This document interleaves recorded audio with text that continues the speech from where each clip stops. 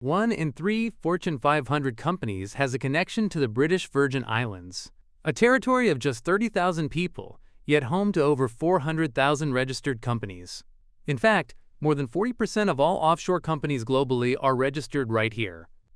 So what do the world's biggest businesses know that most entrepreneurs don't? In the next few minutes, I'm going to walk you through exactly how to set up an offshore company in the BVI, step by step, from choosing your structure all the way through to staying compliant. Let's get into it. The BVI didn't become the world's most popular offshore jurisdiction by accident.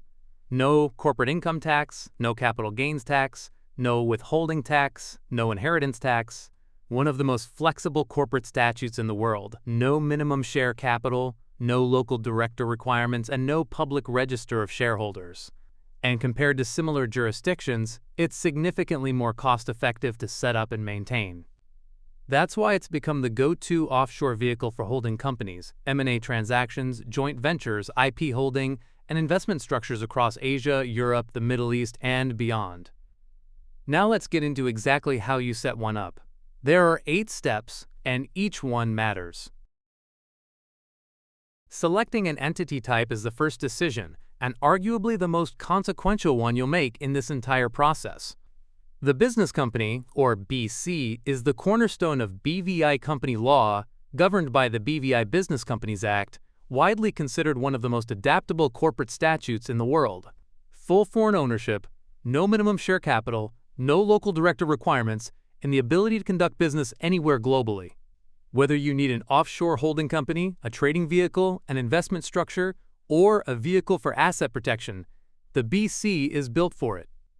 Beyond the BC, there are more specialized options worth knowing about. A limited partnership is well suited for private equity and fund structures, where you have a clear distinction between general and limited partners. A restricted purpose company works for specific, defined activities, commonly used as a special purpose vehicle in structured finance. And a segregated portfolio company is popular in the fund and insurance space for its ability to ring-fence multiple asset pools under a single entity. But here's the bottom line. The BC accounts for the overwhelming majority of all offshore incorporations in the BVI, and for good reason. The framework is flexible enough to accommodate almost any structure, which is exactly why it's trusted by everyone, from solo entrepreneurs and startups to family offices and global institutional investors. If you're incorporating internationally, this is almost certainly where you land. Get this decision right, and everything that follows becomes significantly easier. Here's where most people lose time. Not in the incorporation itself, but right here in the document gathering stage. Let's get the paperwork out of the way before we dive into the remaining steps, because getting this right is what keeps everything else moving. First things first, every document you submit must be in English. If anything isn't, you'll need a certified translation.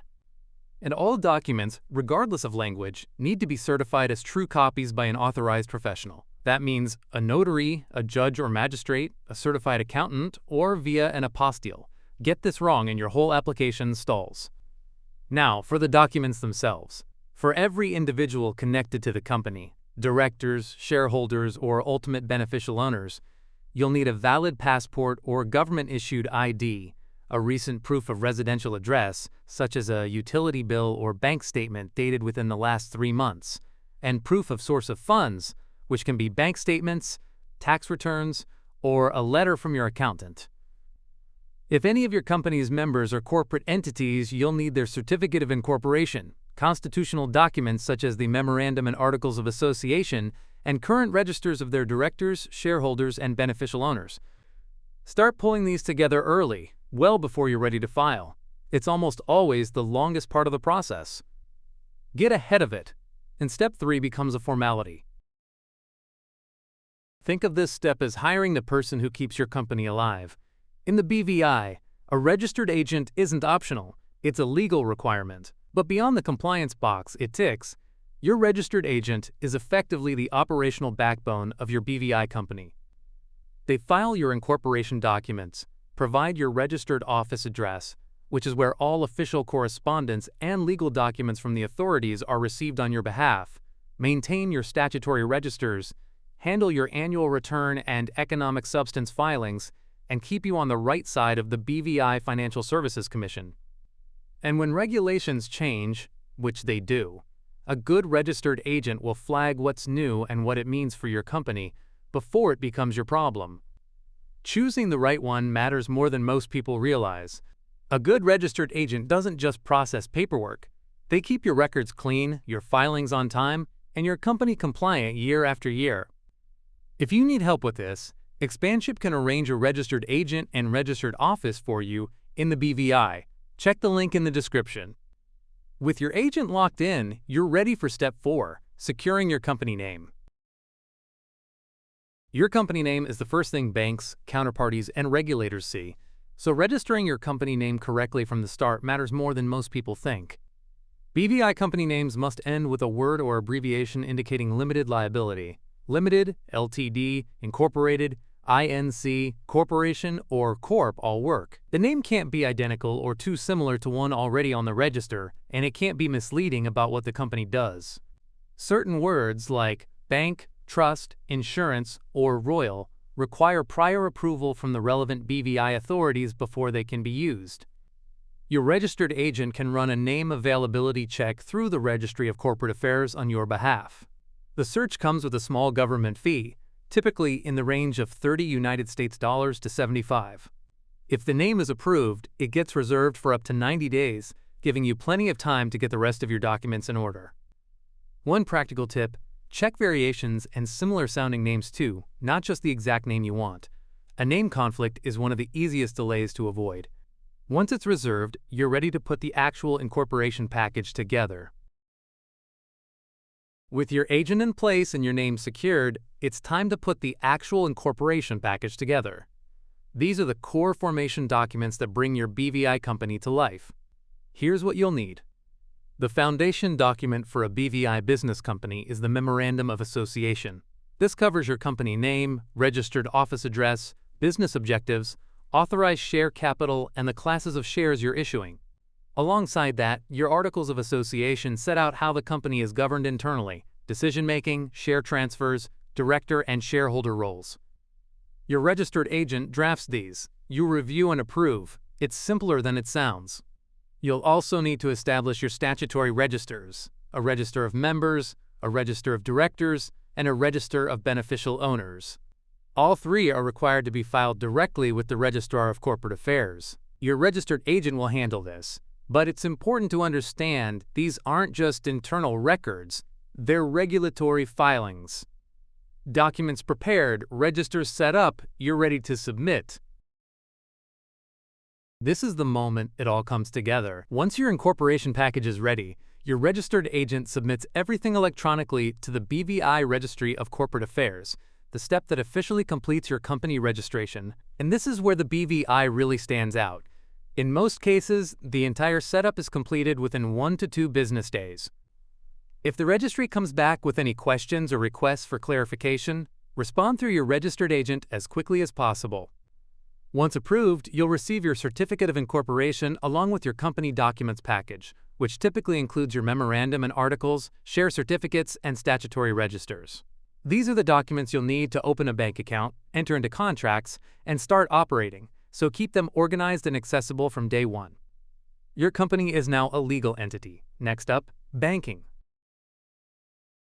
Your Certificate of Incorporation is in hand. Now it's time to open a corporate bank account. This isn't a legal requirement for incorporation, and your BVI company can bank anywhere in the world that accepts offshore entities. Because the BVI is one of the most widely recognized offshore structures in the world, your banking options are broad. Within the BVI itself, VP Bank and CIBC First Caribbean International Bank are the main traditional options, while Bank of Asia offers a fully digital banking experience licensed right in the BVI. If you prefer to bank outside the BVI, international banks such as HSBC, DBS, and Standard Chartered generally accept BVI entities, as do digital providers and EMIs like Airwallex and Aspire, which are increasingly popular for their fast onboarding and multi-currency flexibility. That said, because BVI companies are so common and accessible, many banks apply a higher level of scrutiny during onboarding.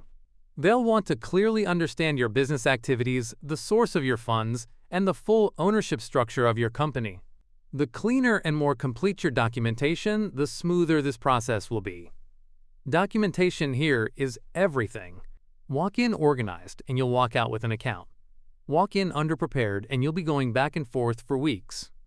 If you'd like to explore the full range of banking options available for your BVI company or need help navigating the account opening process end-to-end, Expanship can assist. More details on our website, link in the description. Account opening can take anywhere from a few days with digital providers to several weeks with traditional banks. Start this process the moment you have your certificate of incorporation, not after. Most people focus everything on getting incorporated. Fewer think seriously about what comes next, and that's where companies run into trouble. Your company is incorporated, but the work doesn't stop here. Successfully running your company and keeping it in good standing is just as important as forming it in the first place. On an ongoing basis, you'll need to pay your annual government fees on the anniversary of your incorporation. Maintain and update your statutory registers, file your annual financial return with your registered agent, and submit your economic substance declaration. Any changes to your directors, shareholders, or beneficial owners also need to be reported to the registrar promptly. Miss any of these and you're looking at penalties, fines, or your company being struck off the register. We'll cover all of this in detail in a dedicated episode, so make sure you're following us. People always ask, how long does this actually take? Here's the honest answer. Once your registered agent has everything they need, they'll typically spend 1 to 2 working days preparing the paperwork and submitting it to the registry. And the registry itself is known for being remarkably quick with incorporation approvals, often turning around applications within the same time frame. The real variable is due diligence. This is a mandatory step, and if there are any delays in providing documents, responding to information requests, or addressing clarifications, it can push the overall timeline out significantly. Stay responsive, and the whole process from start to finish can realistically be completed in 5 to 7 business days in a straightforward case. Now let's talk money. Here's a realistic fee guide, just the numbers you need to know covering both one-time formation costs and ongoing annual expenses. Starting with one-time setup costs. First, government registration fees $550 for a business company authorized to issue up to 50,000 shares, and $1,350 for companies above that threshold. Second, your registered agent and registered office for the first year, typically between $800 and $2,500, depending on the provider and level of service.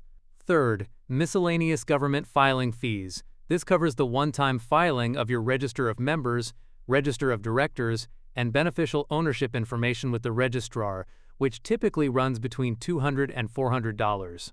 And fourth, professional service fees for document preparation, due diligence coordination, and incorporation support across the market. Expect to pay between $1,500 and $3,500. All in, most people are looking at somewhere between $3,000 and $7,500 or more to get up and running. That covers getting started. Now for what it costs to keep your company in good standing every year. First, the annual government fee. Same structure as incorporation. $550 for companies with up to 50,000 shares and $1,350 above that. Second, registered agent and registered office renewal, which typically runs between $800 and $2,500 per year. And third, your annual filings. The annual financial return and economic substance declaration combined typically cost between $500 and $1,000 depending on your registered agent. All in, total annual maintenance typically runs between $1,800 and $4,900 or more per year to keep your company in good standing. At Expanship, we offer all-inclusive incorporation and renewal packages at a fraction of what most providers charge. Check the link in the description to find out how much you could save. And that's your complete guide to registering, forming, and setting up a company in the British Virgin Islands, one of the most trusted, flexible, and cost-effective offshore jurisdictions in the world. If you'd like help with any part of this, Expanship can manage the entire process for you, from arranging your registered agent and registered office, to preparing your incorporation documents, filing with the registry, and helping you open a corporate bank account. Everything handled end-to-end so you can focus on building your business. Visit expanship.com or check the link in the description to get started. Have questions? Drop them in the comments and we'll do our best to respond. Or head over to our website and leave your contact details. One of our team will be in touch. And as always, this is for educational purposes only. Make sure you consult with a qualified legal or tax professional before making any business decisions. Thanks for watching. See you in the next one.